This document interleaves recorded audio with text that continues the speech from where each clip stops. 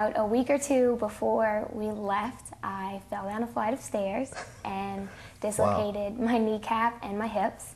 And so I was on crutches, and we were very afraid that I wasn't going to make it up the mountain. And on crutches? Yes. So that was interesting. I was just on the way there, and before we got there, I was very much under attack, under spiritual attack. A friend of mine had committed suicide, and I was just very down and didn't want to go. And when we got there, I was like, you know, this place is cool, but I feel like I needed to be home, but I needed to be there. I needed to be with Our Lady. Right.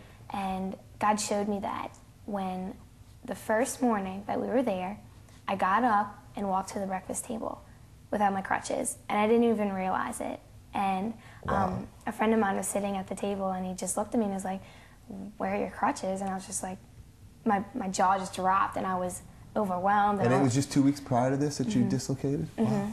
And we were still a little nervous about how I was going to get up the mountain. And my brother carried me on his back up Apparition Hill. And Brotherly so, love. I know. It was awesome. And then I think 2 days after, we were walking, and it had been raining, and there's the marble floor by the church.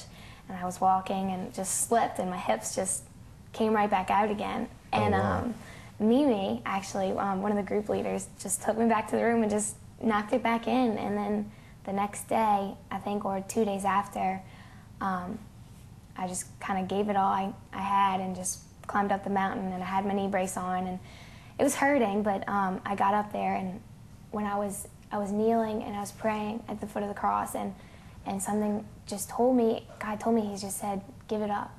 Like, give it to me. Give me your pain, and give me your heart, and give me everything you have. And I just reached down, I took my knee brace off and left it at the foot of that cross, and I made it the whole way down, and I've never had any troubles with my knee since. So That's incredible. It was liberating.